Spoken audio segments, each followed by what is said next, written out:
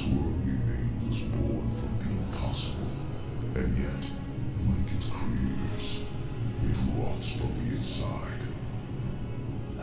Diablo 4's story, as near as I can gather, is another elaboration on the religious underpinnings that kind of make the Diablo universe.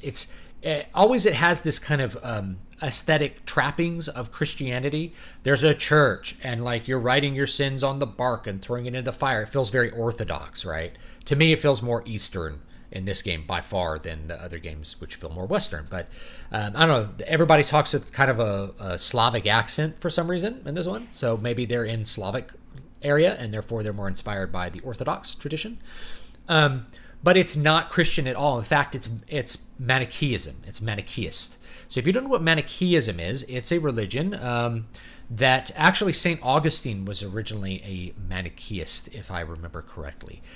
St. Augustine of Hippo, Bishop of Hippo, who wrote The City of God and many other theological treatises, which I haven't even read them all. There's so many to read. Such an important early church father.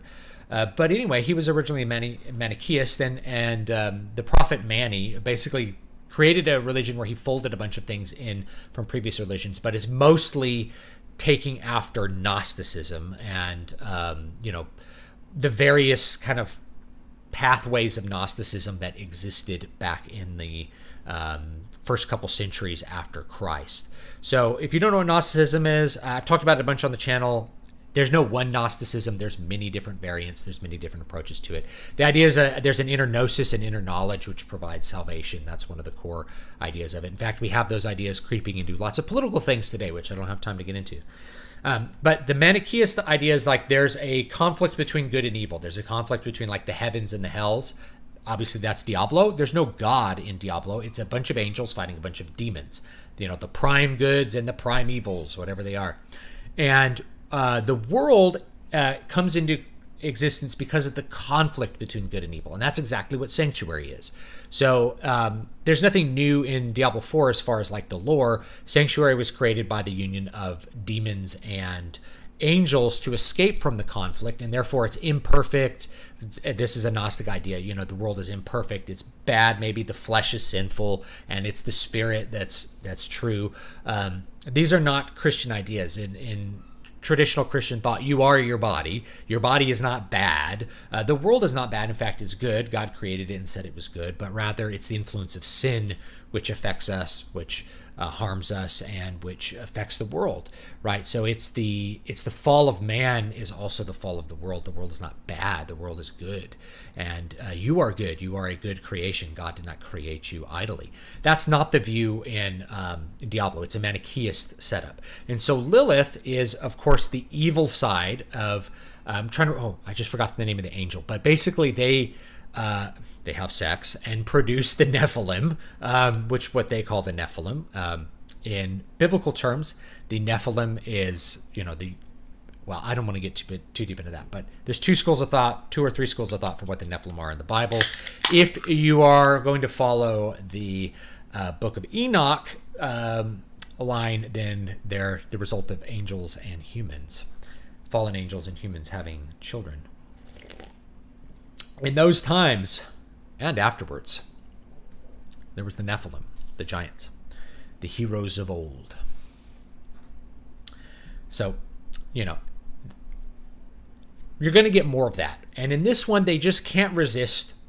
I don't think you can make a game in 2023 that has the church be authentically good or the people in it being very sincere and the church actually being a thing that believes its own theology.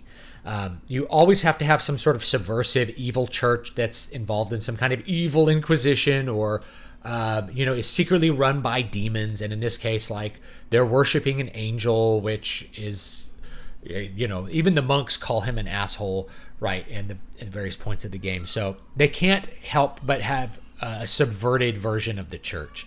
It's like it's something that happens with the modern. You can't have a good church.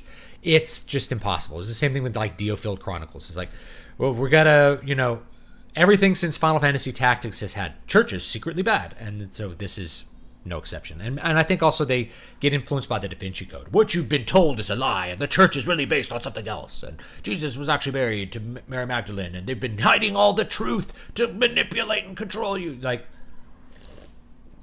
this, it's just so old hat at this point. That people are not authentic with their beliefs, that you can't revere the gods in an authentic way, and the priests aren't carrying out their duties in an authentic way, right? It's just so, it's so cynical.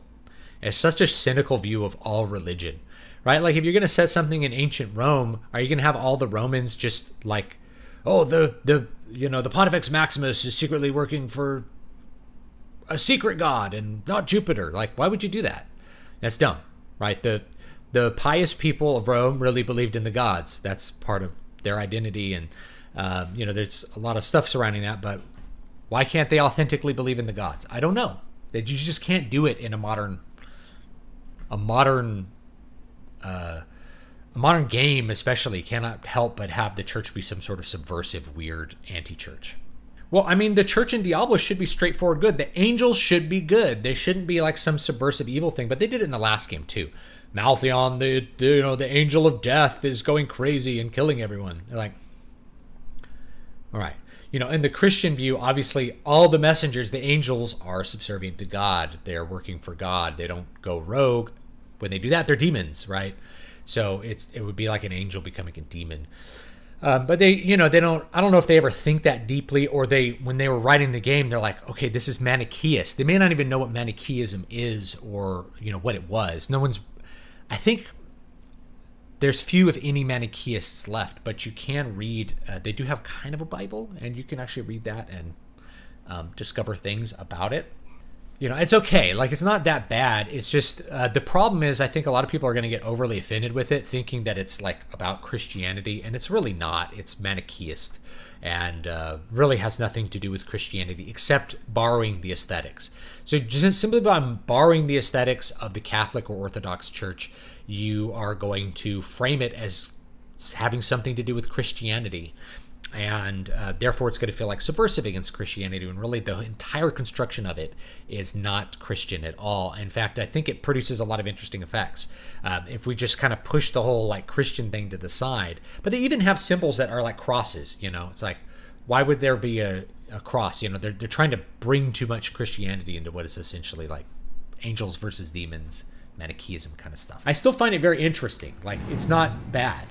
I just would hope people don't think that it's like, people who don't know anything about the church might think that this somehow reflects the church, or this somehow reflects Christianity, which it doesn't. It's representing a totally different system.